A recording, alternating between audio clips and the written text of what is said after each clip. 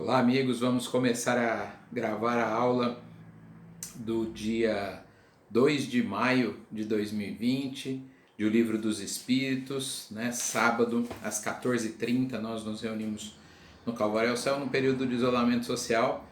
Estamos fazendo os estudos aqui por esse caminho que eu espero, né, de alguma maneira, estar contribuindo com vocês, como com certeza está contribuindo muito para o meu aprendizado.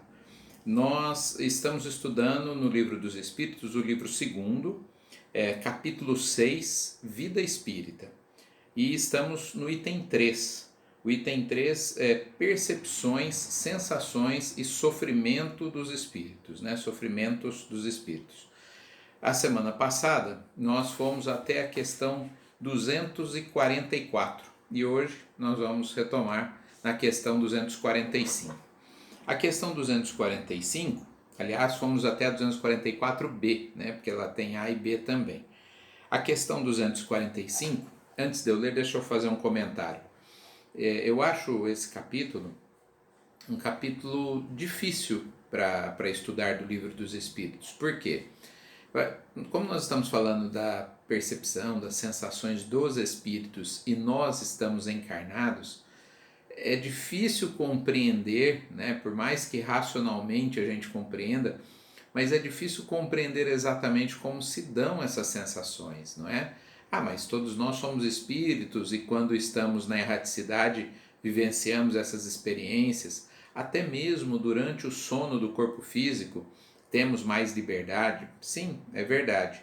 Essas sensações, né, que aqui são descritas são vivenciadas até mesmo durante a vida física, né, em momento, como eu falei, do sono, que nós podemos estar em coma, alguma coisa assim, que o espírito está liberto, ou na erraticidade, mas tem um problema. Quando nós estamos em vigília, né, acordados, essas percepções ficam anuladas, ou quase anuladas, porque o nosso cérebro material não participou dessas experiências. Então é difícil para a gente compreender essas sensações.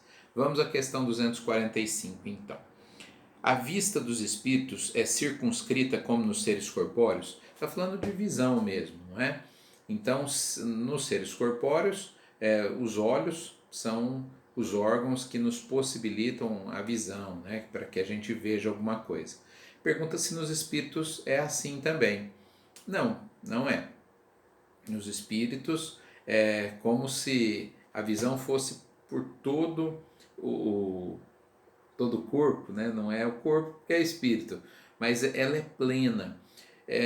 Algo que aqui eu posso compartilhar com vocês, né, na condição de médium vidente, é mais ou menos o seguinte: quando nós estamos visualizando um espírito, eu não preciso estar olhando para ele, né?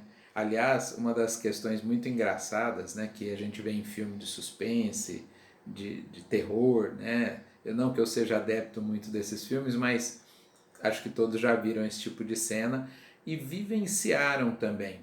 É, Olha, vê alguma coisa, fecha o olho e deixa de ver. E aí abre o olho e não está mais lá, né?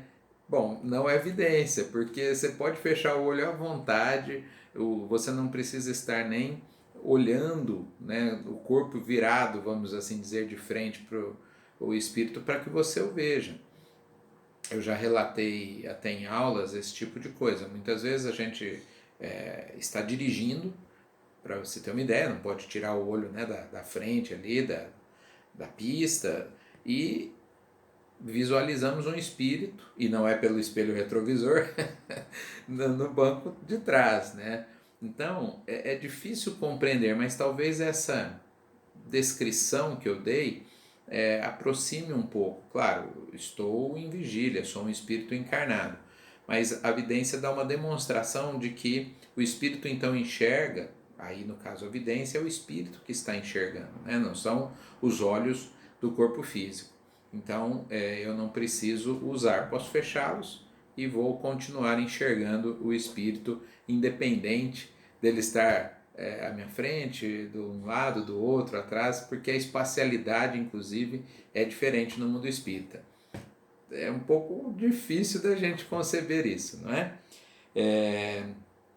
A questão 246. Os espíritos precisam de luz para ver? Não, eles não precisam de luz, mas aqui a resposta vem assim, vem pela luz própria, sem necessidade de luz exterior. Bom, quando a gente fala de luz própria, a gente tem que imaginar um espírito que tenha luz própria, né? Porque na maioria dos casos, os espíritos ainda muito atrasados não têm luz própria.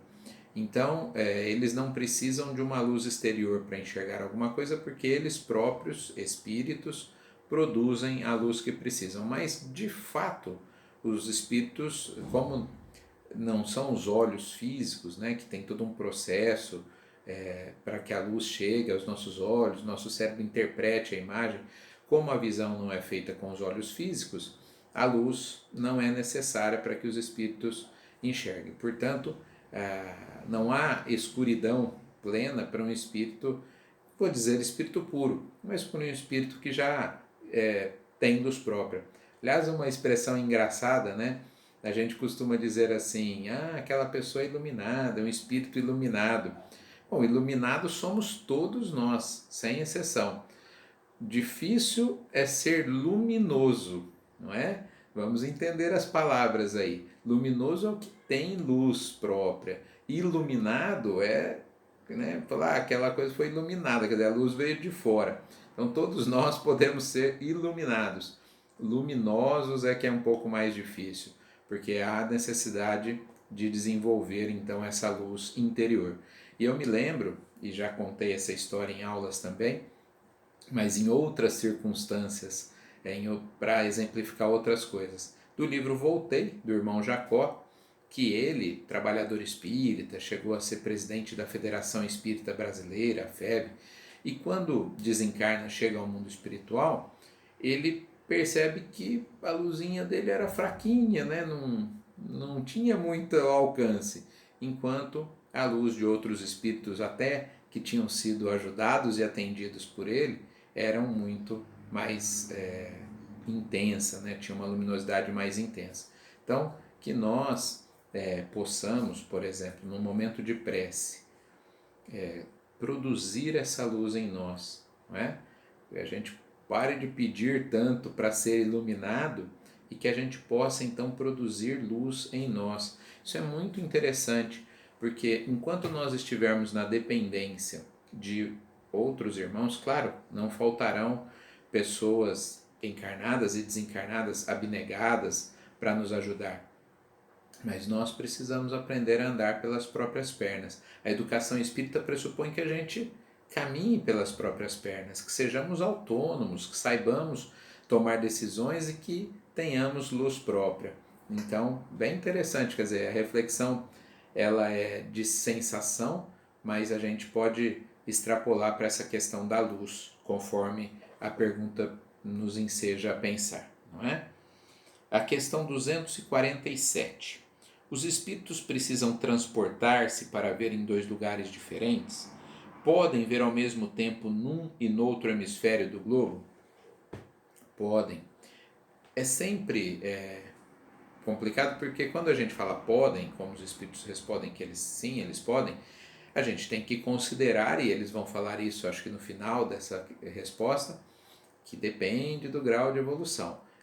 Os espíritos podem, eles se deslocam com a velocidade do pensamento, então se ele pensar, né, imediatamente ele pode estar em vários lugares pensando. Vamos imaginar espíritos superiores, Jesus, Maria e outros abnegados. A gente pensa sempre em alguns que foram famosos no mundo dos encarnados, não é? Mas quantos espíritos superiores que passaram pela Terra sem deixar registros históricos, né? Porque não foram pessoas influentes, não eram reis, não eram pessoas abastadas, eram camponeses, eram às vezes um padre numa pequena paróquia, era um trabalhador da saúde, enfim, alguém pouco conhecido e que são espíritos de grande luz própria. Esses espíritos conseguem irradiar. Então, quando preces são dirigidas a esses espíritos, eles irradiam, eles podem atender alguém lá na Ásia, alguém lá na África, alguém aqui na América, outro lá na Europa, ou seja, espíritos que têm condição de irradiar, melhor dizendo, o seu pensamento e chegar até todos esses lugares. Muitas vezes nós pensamos assim, imagina que um espírito superior vai estar na nossa casa na hora do Evangelho no Lar, ou vai estar na nossa reunião mediúnica, na nossa, enfim, qualquer atividade. Podem estar, até por essa capacidade que tem de irradiar o pensamento para vários lugares. Eu brinquei ontem, trabalhando aqui com a preparação de aula, eu estava com um computador aqui e outro ao lado fazendo duas coisas, né? Nunca imaginei que eu ia desenvolver essa habilidade aí de trabalhar com um só já é difícil, imagina com dois. Então, se nós somos capazes de fazer 2, 3, 4 atividades, as mulheres muito mais que os homens, ao mesmo tempo, esses espíritos também conseguem. E com a sua competência irradiativa, eles chegam a vários lugares e conseguem, portanto, perceber, ver, entre aspas, o que está acontecendo, né? E ajudar aquelas pessoas, não é? É complexo, não é? Esse capítulo é bastante complexo. Bom, vamos terminar a nossa primeira parte agora e voltamos em seguida.